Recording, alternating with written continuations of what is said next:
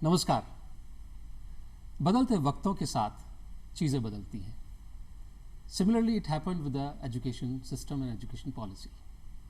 वर्षों से हम एक पुरानी शिक्षा नीति को कैरी कर रहे थे और 2020 में राष्ट्रीय शिक्षा नीति की शुरुआत की गई। इसमें बहुत सारी चीज़ें शुमार हैं जो कि आज के भारत और आने वाले भारत के लिए, आने वाले समाज के लिए सारी चीज़ें समावेशित की गई हैं। इसमें मल्टी लेयर्स हैं और उस मल्टी लेयर्स को अनवेल करना बहुत ज़रूरी है और इस खास विषय पर हम आज आपके साथ हैं। हमारे साथ सब्जेक्ट एक्सपर्ट हैं, मौजूद हैं स्टूडियो में। हम स्वागत करते हैं प्रोफेसर NP पाढ़ी जी। आपका बहुत बहुत स्वागत है। नमस्कार जी। प्रोफेसर पाढ़ी MNIT जयपुर में बतौर डायरेक्टर हैं और सोलर सिस्टम्स पर उनका एक बड़ा काम है और देश और विदेश में काफ़ी इन्होंने सोसाइटी और साइंस के लिए कंट्रीब्यूट किया है। और साथ में हैं प्रोफेसर कुलदीप सिंह, आप डीन एकेडमिक्स हैं एम्स जोधपुर में। आप नई शिक्षा नीति को लेकर के मेडिकल क्षेत्र में काफ़ी काम कर रहे हैं और बहुत सारे नए नए उन्होंने प्रयोग किए हैं। हम इस प्रोग्राम के दरमियान उनसे जानेंगे। आपका भी बहुत बहुत स्वागत है सर। प्रोफेसर पाढ़ी, आपसे शुरुआत करते हैं। जैसा मैंने कहा कि परिवर्तन समय का नियम है और इस नई शिक्षा नीति, राष्ट्रीय शिक्षा नीति में क्या चीज़ें हैं जो नई हैं, किस तरह से हमारा फोकस जो ऑब्जेक्टिव्स का था वो चेंज हुआ? ओके, सो NEP 2020 जो कि 29 जुलाई 2020 में अनाउंस हो गया था, उसके बाद जो main aim of the NEP 2020 is to adopt the changing environment और changing educational requirement for the innovation and research of current scenario. And very importantly NEP 2020 जो कि 21st सेंचुरी की पहला नेशनल पॉलिसी है और जो कि 34 साल 34 इयर्स के बाद जो प्रीवियस नेशनल पॉलिसी था उसको रिप्लेस करने वाला है। And the main objective is to make India a completely aatmanirbhar through this national educational policy 2020। अच्छा, थैंक यू सर। जैसा प्रोफेसर पाढ़ी ने कहा कि हमारे अपने देश की आवश्यकताएं हैं और जाहिर सी बात है उसके लिए शिक्षा की प्रणाली, शिक्षा का सिस्टम भी हमारा अपना होना चाहिए। वजह ये कि किसी और ने जो पहले डिज़ाइन कर दिया हम उसी को कैरी फॉरवर्ड करते रहें और तभी हम आत्मनिर्भरता की तरफ बढ़ पाएंगे। बात करते हैं कुलदीप सिंह जी आपसे। शिक्षा की शुरुआत स्कूल लेवल पे शुरू होती है, रादर पहले घर से शुरू होती है, फिर स्कूल लेवल पे शुरू होती है। अभी तक हमने देखा कि हम स्कूल की शिक्षा में लर्निंग पर और मेमोराइजिंग पर ज़्यादा फोकस किया करते थे, लेकिन हकीकत यह है कि जब हम करते हैं तो सीखते हैं, चाहे वो साइकिल चलाना हो, चाहे कार चलाना हो, चाहे खाना बनाना हो, चाहे फोटोग्राफी हो। Whatever we do we learn by doing. So experiential learning पर काफ़ी फोकस किया गया है NEP के अंदर, यानी कि प्रॉब्लम बेस्ड लर्निंग पर फोकस किया गया। Your take on that part? Basically जो शिक्षा का मूल उद्देश्य होता है कि हमें व्यावहारिक ज्ञान देना और व्यावहारिक रूप से हमें सक्षम बनाना। इसमें कौशल विकास सबसे महत्वपूर्ण होता है कि हम शिक्षा के थ्रू अपने कौशल का विकास कर पाएँ। हमारी जो पुरानी शिक्षा नीति में ऐसा था कि कई खामियां पाई गई और साथ में अब ये नई जो हम लोग का डेवलपमेंट हो रहे हैं, जिस तरह से पूरा वर्ल्ड चेंज हो रहा है, तो उसके रिक्वायरमेंट के अकॉर्डिंगली एक नेशनल पॉलिसी लाने की बहुत आवश्यकता थी। अब स्कूल में जो हम लोग का जो सिस्टम है वो प्रॉब्लम बेस्ड लर्निंग की जगह रोट मेमोराइजेशन ज़्यादा होता है कि बच्चे को हम कम्पिटिटिव एग्जामिनेशन के लिए प्रिपेयर करते हैं, तैयार कराते हैं, उसको हम ज़्यादा इसको ये मानते हैं कि वो अपना लर्न करे उसको, और इंस्टेड ऑफ कौशल को विकास देने के हम उसके लर्निंग बिहेवियर रोट मेमोराइजेशन को ज़्यादा एम्फेसिस करते हैं। तो जो नेशनल एजुकेशन पॉलिसी है इसमें इसी को चेंज किया है कि हम प्रॉब्लम बेस्ड लर्निंग के थ्रू जो कौशल विकास के वो जो प्रॉब्लम बेस्ड लर्निंग होती है उसमें हम कई तरह से बच्चों को प्रॉब्लम के जरिए एक प्रॉब्लम प्रस्तुत करते हैं जिसके ज़रिए उसको सीखने का मौका मिलता है और साथ ही साथ उसमें कौशल का भी विकास होता है। तो जब ये हमारी शिक्षा में हम तीसरे वर्ष से स्टार्ट कर देते हैं और 12 स्टैंडर्ड तक ये शिक्षा को हम मूल शिक्षा मानते हैं, जिसमें कि इसके ऊपर ज़्यादा एम्फेसिस की गई है। जी, जब हम जॉय के साथ सीखते हैं यानी आनंद के साथ सीखते हैं तो हम परमानेंटली सीखते हैं। और जैसा प्रोफेसर कुलदीप सिंह जी ने कहा कि एक्सपीरियंशियल लर्निंग या प्रॉब्लम बेस्ड लर्निंग, जैसे कि हम पजल्स के ज़रिए सीखते हैं, हम गेम्स खेलते हैं, कुछ पजल्स करते हैं, तो हमें आनंद तो आता ही और साथ के साथ सीखते भी जाते हैं। और आपने एक वाजिब बात कही कि हम अभी तक मेमोराइजेशन पर फोकस कर रहे थे, जिससे कि केवल हम एक डम बन रहे थे कि हमने एक सेट ऑफ इंस्ट्रक्शंस हैं या इन्फॉर्मेशन है उसको मेमोराइज कर लिया और एक competitive examination point of view से हमने उसको कहीं जा करके कागज़ पर उतार दिया, कुछ नंबर हासिल किए और एक हमने आगे एक नौकरी हासिल कर ली। लेकिन जीवन का हिस्सा हमारा वो शिक्षा या जो ग्रह किया हमने वो नहीं बन पा रहा था। नई शिक्षा नेशनल एजुकेशन पॉलिसी में अभी मैंने जैसा पढ़ा कि इसमें बहुत सारी जगहों पर मल्टी डिसिप्लिनरी अप्रोच शब्द इस्तेमाल किया गया है। तो मल्टी डिसिप्लिनरी अप्रोच के मायने क्या है और किस तरह से ये आगे की तरफ समावेशित होगी?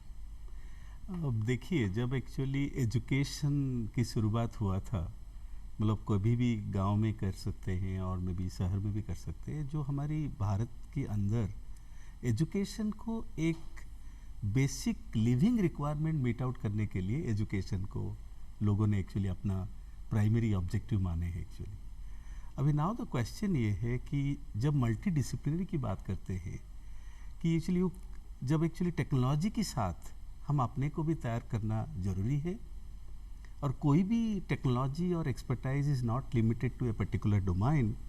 फॉर एन एग्जाम्पल, मान लीजिए कि कोई musician cannot be an expert musician until unless उनकी understanding about frequency, modulation, physics as well as psychology के बारे में जब तक उनका कॉन्फिडेंस लेवल पूरी तरह अंडरस्टैंडिंग नहीं बढ़ेगा तो एक परफेक्ट म्यूजिशियन नहीं हो सकते हैं। तो मेरा ये कहना है कि ज़िंदगी में कोई भी फील्ड में आप आगे जाना चाहते हैं और टाइम के साथ आगे बढ़ना चाहते हैं तो आपकी multi disciplinary exposure actually must है। So that is one of the example I feel. And also in medical science, you know, it is very important, as Professor Singh has mentioned, that, you know, even in medical science, until unless you understand robotics, you understand instrumentation, you understand electronics. So if you see in medical science, almost for any kind of treatment, we use lot of technology. So मैं कहूँगा कि आज की दौर जिस तरह actually country आगे बढ़ रहा है या जिस तरह रिक्वायरमेंट बढ़ रहा है, एक्सपेक्टेशंस बढ़ रहा है, टेक्नोलॉजी के साथ साथ हमको एक्चुअली पेरिफेरी नॉलेज गेन करना ज़रूरी है। और until unless you become a multidisciplinary expert, you cannot be really able to meet the expectations of the future R&D or innovation or research. Thank you. Thank you professor पाड़ी, इतनी सरल तरीके से आपने इस बात को समझाया है कि संगीत का विद्यार्थी केवल रागों की अभ्यास तक ही अपने आप को सीमित न रखे।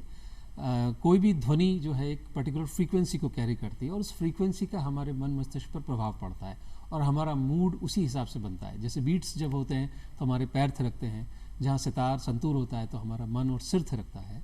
तो वो पर्टिकुलर फ्रीक्वेंसी है और उसके ज़रिए डॉक्टर सिंह भी इसको एग्री करेंगे कि हम म्यूज़िक थेरेपी के ज़रिए पेशेंट्स को भी ट्रीटमेंट देते हैं। और ख़ास तौर से जो मेंटल डिसऑर्डर्स है, अवसाद की स्थिति है, तनाव है, उसमें म्यूज़िक की एक थेरेपी होती है, दवाई नहीं होती है। तो एक संगीत का विद्यार्थी जब फिज़िक्स पढ़ लेगा और मानव साइकोलॉजी को पढ़ लेगा तो एक नई चीज़ की निर्माण करने में सक्षम होगा, जो कि नई नई तरह की बीमारियों के लिए भी यूज़फुल होगी। न केवल संगीत का अभ्यास केवल संगीत के लिए करना है, बल्कि उसका एक आगे कहीं ना कहीं यूज़फुलनेस भी उसकी बढ़ जाएगी। सिमिलरली इंस्ट्रूमेंट्स का जो प्रोडक्शन है उसमें निश्चित तौर पर इस जानकारी का लाभ मिलेगा। अन्यथा हम अभी तक बाहर से जो इक्विपमेंट्स इंपोर्ट करते हैं म्यूज़िक के, वो हम यहीं अपने देश में भी बनाने लग पड़ेंगे। और आपकी जो क्षमता है, जो टैलेंट है, उसको और आगे एक्चुअली ले सकें। जी जी, it is possible to expand your talent if you are capable of knowing multidisciplinary fields. तो अगर आपका दिमाग लेफ़्ट और राइट दोनों ब्रेन्स को इस्तेमाल करता है, यानी कि आप लॉजिक भी हैं और क्रिएटिव भी हैं, तो ये आपके लिए एक स्पेशल वरदान है। आप इसमें चिंतित ना हो। ख़ास तौर से पेरेंट्स कई बार कहते हैं कि नहीं पढ़ाई पे ज़्यादा फोकस करो और बाकी चीज़ें कम करो।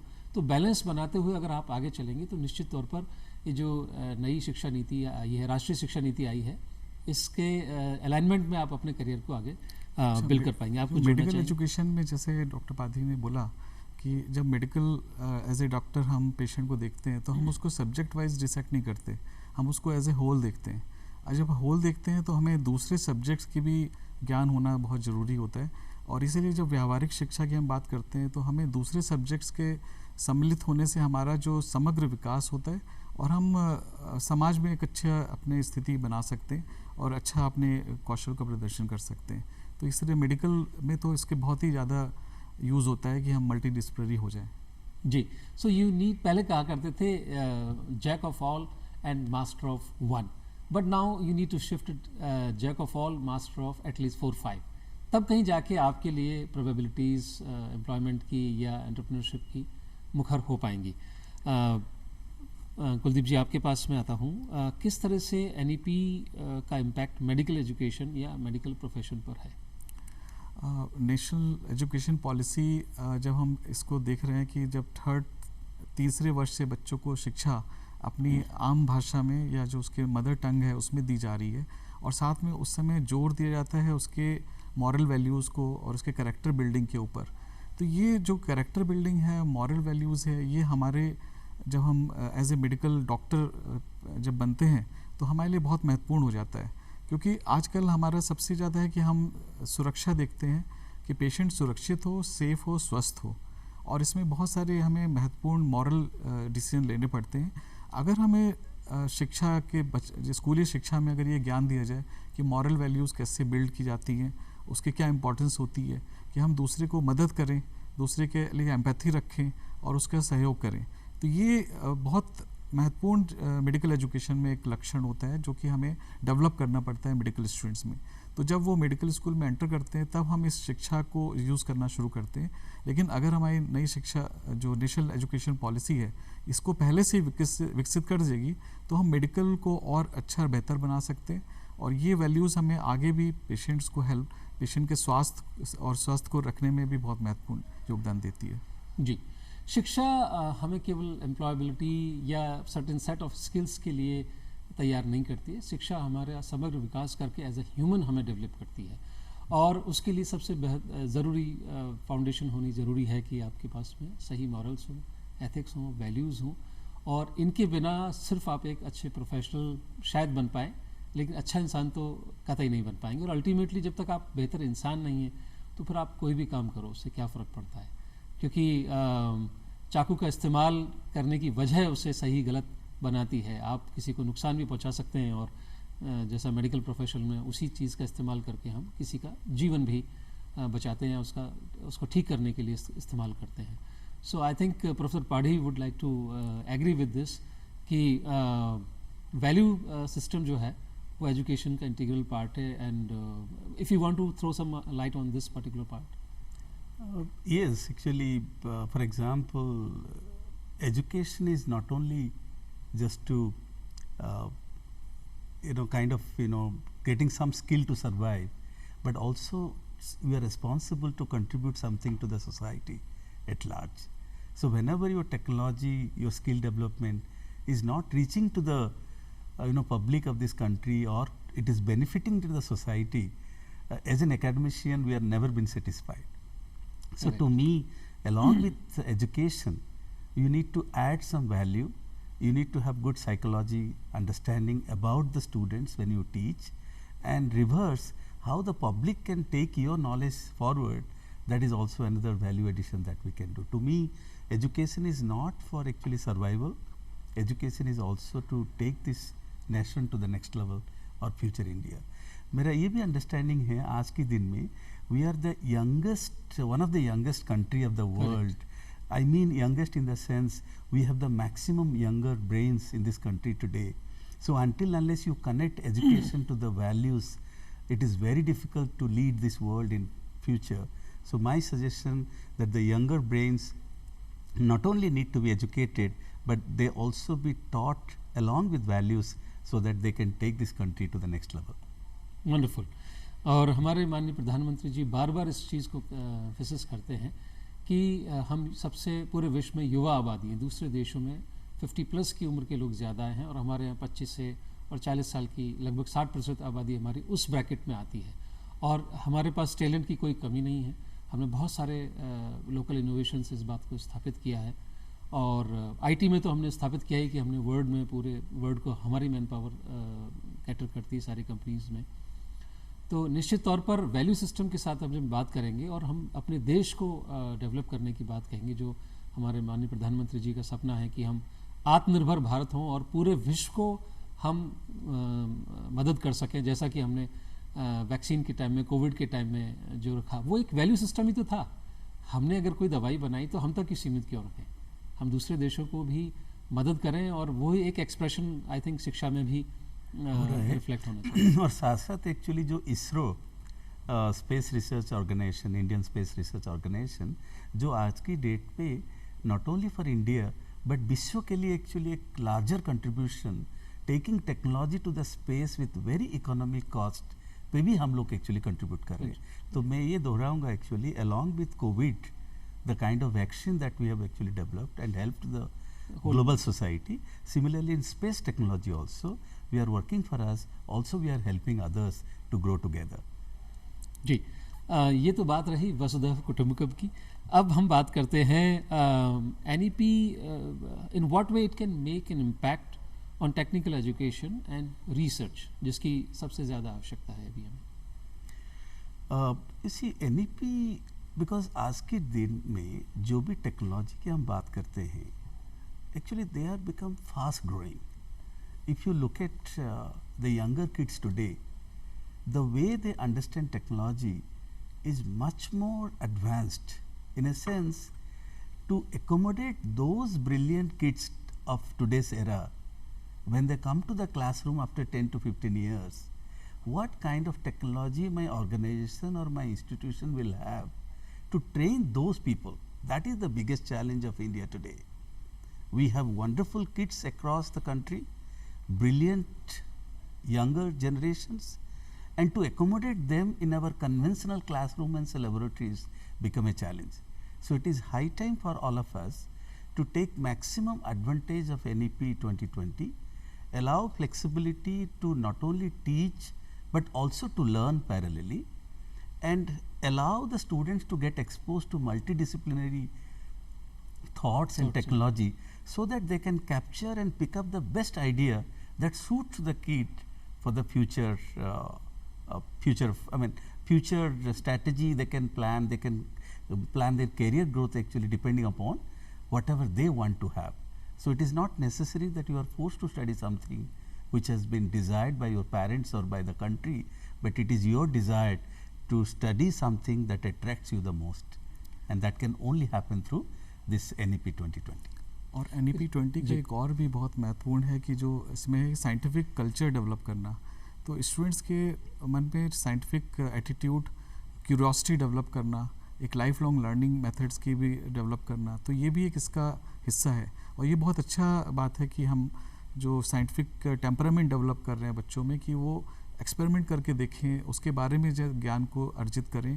लर्न बाय डूइंग वाला भी एक एम्फेसिस ज़्यादा है, तो ये भी हमारे जो रिसर्च में काफ़ी हद तक महत्वपूर्ण योगदान देगा। जी, तो नई शिक्षा नीति हमारे तरह से समग्र विकास में विद्यार्थी के हेल्प करेगी। और सोसाइटी के लिए सबसे ज़रूरी है कि हम सोच में साइंटिफिक टेम्परामेंट को कहीं ना कहीं इंक्लूड करें, क्योंकि हम देखते हैं कि बहुत सारी रूढ़िवादी बातें जो हैं वो सिर्फ इसीलिए कैरी फॉरवर्ड हो रही हैं क्योंकि हमारे सोच में कहीं ना कहीं साइंटिफिक टेम्परामेंट की कमी है। तो निश्चित तौर पर जब वो होगा तो समाज की बहुत सारी जो बुराइयां हैं या जिन चीज़ों को हमने अक्षरशः ऐसे ही मान लिया, उसको तथ्य या वैज्ञानिकता की कसौटी पर हमने परखा नहीं है, अगर हम उसे परख लेंगे तो हो सकता है उसे और बेहतर कर सके। कि मान लीजिए हम कोई फल खाते हैं और अगर उस फल के जो इंग्रेडिएंट्स हैं, उसकी कैलोरीज़ हैं, उसमें जो बेनिफिट्स हैं, उसको साइंटिफिकली अगर हम समझ लेंगे तो हो सकता है कि हम उससे जुड़े हुए कोई काम को और बेहतर तरीके से कर पाएंगे और दूसरे लोगों को मोटिवेट भी कर पाएंगे। और एक छोटा सा चीज़ ऐड करना चाहूँगा, जो नेशनल एजुकेशन पॉलिसी 2020 का और भी दो मूल मंत्र है जो कि actually skill development and employability. मतलब जैसे कि हम लोग पढ़ाई तो करते हैं, लेकिन पढ़ाई के साथ साथ actually are be able to create some skill within myself, जो कि सोसाइटी के लिए एक इम्पैक्ट बन सकता है।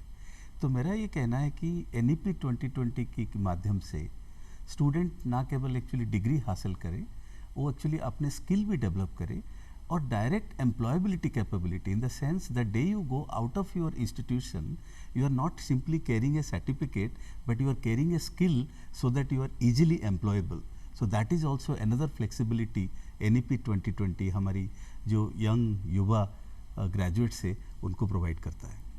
रिसर्च एक बहुत भारी शब्द माना जाता रहा है कि आपको रिसर्च के एरिया में एक्सप्लोरेशन करने के लिए बहुत कुछ आपको होना पड़ेगा, तभी आप आगे बढ़ सकते हैं। मैं चाहता हूँ आपके माध्यम से कि इस मिथ को तोड़ा जाए कि मतलब कोई चीज़ एग्जिस्ट करती है, हम उसे रिसर्च करते हैं, पुनः ढूंढते हैं जो ऑलरेडी पृथ्वी पर मौजूद है। तो किस प्रकार से रिसर्च का एप्टीट्यूड हम घर से शुरू कर सकते हैं? क्योंकि अगर हम जैसे चाइना की बात करें तो उनके पेटेंट्स बहुत हैं, और आप देखेंगे कि उनके प्रोडक्ट्स में जो कि लो कॉस्ट भी हैं और बड़े सुगमता से मतलब किसी भी प्रॉब्लम को छोटे सरल तरीके से एड्रेस करते हैं। हमारे पास ब्रेन उनसे बेहतर है। एक रिसर्च एप्टीट्यूड को डेवलप कैसे कर सकते हैं? चूँकि जुड़ा हुआ विषय है, हालांकि एनईपी का नहीं, लेकिन एनईपी में रिसर्च की बात कही तो इसकी शुरुआत घर से कैसे कर सकते हैं? आप दोनों से। जैसे कि रिसर्च तो करते हैं हम सब लोग एक्चुअली, लेकिन उसको एक्चुअली एक डिवाइस के माध्यम में जो एप्लीकेशन है उसकी जोर मतलब ज़्यादा ध्यान देना चाहिए हम लोग को, कि हमारी बच्चे से बच्चे जो भी टेक्नोलॉजी पढ़ते हैं उसका थोड़ा एप्लीकेशन भी होना चाहिए। हम लोग एक्चुअली प्रमाण जो है ना, जैसे कि हमारी पुरानी जैसे कि 100-200 साल पहले भी हमने बहुत अच्छे काम किए हैं, लेकिन आज की डेट में तथ्य और प्रमाण जब तक हमारे हाथ में नहीं रहेगी, हम एक्चुअली ग्लोबल लेवल पे एक्चुअली अपनी कमांड को नहीं रख पाएंगे। तो मेरा ये कहना है कि छोटे से बड़े तक जो भी काम हम घर से लेके इंस्टीट्यूशन तक और स्कूल तक और कॉलेज तक सीमित ना रखें, उसका एक्चुअली तथ्य और प्रमाण के साथ एक्चुअली हम पेटेंट फाइल करें और कुछ छोटा मोटा प्रोडक्ट बनाने की एक्चुअली कोशिश किया जाए। तो मैं तो चाहूँगा कि स्कूल एजुकेशन बच्चे को भी एक जो प्रोजेक्ट्स है, डिजिटेशन है, उसको एक्चुअली नॉर्मल एकेडमिक फोरम की तरह ना मानते हुए उसको कुछ डिवाइस और प्रैक्टिकल एंगल दिया जाए, जिससे कि थोड़ा उनकी जो कॉन्फिडेंस लेवल है बच्चे की वो एक्चुअली आगे आ सके। मैं ऐड करना चाहूँगा कि जैसे स्कूली शिक्षा में और घर के वातावरण में भी हम ये कर सकते हैं कि बच्चे की जो ऑब्जर्वेशन पावर है उसको इंक्रीज़ किया जाए। मतलब जो उसको हर चीज़ ऑब्जर्व करता है, वो ये हो रहा है, साइकिल कैसे चल रही है, स्कूटर कैसे चलता है, कार कैसे चलती है, उसको समझने की कोशिश करें और उसको हम साइंटिफिक वे में एक्सप्लेन करें। तो जब ये क्यूरोसिटी डेवलप होकर ऑब्जर्व करेगा और हम क्यूरोसिटी को सेटिस्फाई करने लगेंगे, उसके बेसिस पे हम डेटा को बताएंगे कि हाँ ये देखो ऐसा होने से इस तरह होता है, तो उसकी जो साइंटिफिक टेम्परामेंट भी डेवलप होगा, रिसर्च में भी उसका विकास होगा। तो ऑब्जर्वेशन पावर हम घर से ही विकास कर सकते हैं। और जब स्कूली शिक्षा में जोर दिया गया है कि पहले 5 साल में बच्चा घर के नज़दीकी रहे, प्ले स्कूल में रहे या आंगनवाड़ी सेंटर में, और आंगनवाड़ी सेंटर में बहुत सारे ऐसे हम टॉयज़ और खिलौने डेवलप कर सकते हैं जो कि बच्चे की विकास, संपूर्ण विकास को योगदान दे पाए और उसमें ऑब्जर्वेशन की कैपेसिटी बढ़ा पाए। और इसको हम आगे ले जाके, जैसे डॉक्टर पादी ने बोला कि हम उसको प्रोजेक्ट दे सकते हैं, डिबेट कर सकते हैं उसके ऊपर, वो अपने प्रेजेंटेशन कर सकता है, तो उससे साइंटिफिक टेम्परामेंट के और विकास होगा। जी, तो अगर आप अपना ऑब्जर्वेशन बढ़ाना चाहते हैं तो आसपास की समस्याओं को देखें, एक डायरी की आदत डालें, उसमें लिखें, और बहुत सारे लोग आपकी मदद के लिए तैयार हैं, उनसे संपर्क करें। किस प्रकार से आप मटेरियल्स में, मैकेनिज्म में या इलेक्ट्रिकल या इलेक्ट्रॉनिक एक्सपर्टीज़ को इंक्लूड करते हुए आप उसके इजी सॉल्यूशंस बना सकते हैं और हो सकता है एक बड़ा समाधान हो। हम अभी हाल ही में हमने देखा था कि एक ब्रेल का इक्विपमेंट एक दिव्यांग ने एक बनाया, जिसको माननीय प्रधानमंत्री जी ने काफ़ी अप्रिशिएट किया। तो बात उम्र की और छोटे बड़े की बिल्कुल भी नहीं है, आपका आइडिया और उसे किस तरह से आप आगे ट्रीट करते हैं वो महत्वपूर्ण है। एंड आपके माध्यम में मैं एक्चुअली कुछ कहना चाह रहा हूँ कि जैसे कि हम लोग, हमारी जो बच्चे हैं उनको केवल इंजीनियरिंग और मेडिकल साइंस की एजुकेशन की तक सीमित ना रखें, और मान लीजिए कि हमारे बच्चे एक्चुअली स्पोर्ट्स में अच्छे कर रहे हैं, म्यूजिक में भी अच्छे कर रहे हैं, तो आज की डेट में NEP 2020 gives a wonderful opportunity for anyone to take or make career in any field of science and engineering, not limited to engineering and medicine only. और मैं ये भी कहना चाहूँगा कि जो राष्ट्रीय शिक्षा प्रणाली है, ये निधि है, इसको भी हम लोग को एडवोकेट करने की ज़रूरत है, क्योंकि कम्युनिटी में अभी भी ये जो हम लोग मानते हैं कि एक डॉक्टरी या इंजीनियरिंग या लॉ का प्रोफेशन या IAS का प्रोफेशन सबसे अच्छा होता है, जबकि ऐसा नहीं है। बच्चे की जो एप्टीट्यूड है उसको भी हमें पहचानने की ज़रूरत है। इसमें टीचर्स की मदद भी ली जा सकती है और टीचर्स इसका महत्वपूर्ण योगदान होता है कि वो उसको पहचाने, बच्चे को, हर एक बच्चे को उतनी ही इम्पोर्टेंस दें और इस नई शिक्षा पद्धति में हम लोग ये सब चीज़ें कर सकते हैं। जी, तो मित्रों, हमने देखा कि आज प्रोफेसर एन पी पाढ़ी और प्रोफेसर कुलदीप सिंह जी ने हमें जो बेसिक और एसेंशियल इन्फॉर्मेशन राष्ट्रीय शिक्षा नीति के बारे में दी, किस प्रकार से इनोवेशन का और रिसर्च का एक महत्वपूर्ण रोल है एजुकेशन सिस्टम के लिए और सोसाइटी के लिए, और किस तरह से मल्टी डिसिप्लिनरी अप्रोच एजुकेशन में वो हम सब के लिए सर्वांगीण विकास के लिए मददगार साबित होगी, और वैल्यू बेस्ड सिस्टम क्यों एसेंशियल है एक अच्छे प्रोफेशनल बनने के लिए और टू डेवलप द नेशन। और उम्मीद करते हैं आज के प्रोग्राम में जो बातें, ज़रूरी बातें आपके साथ हमारे गेस्ट ने साझा की है, हम सब के लिए काफ़ी यूज़फुल होंगी। हम धन्यवाद देना चाहेंगे प्रोफेसर एन पी पाढ़ी और प्रोफेसर कुलदीप सिंह जी, आप दोनों का। आप स्टूडियो में पधारे और ज़रूरी जानकारी हमारे साथ साझा की। दोस्तों, विषय इतना लंबा है कि एक प्रोग्राम में इसे समाहित नहीं कर सकते हैं, इसलिए आज की चर्चा यही ख़त्म नहीं हुई है। एक और एपिसोड में हम अपनी बातचीत जारी रखेंगे और मिलेंगे फिर अगले एपिसोड में। नमस्कार।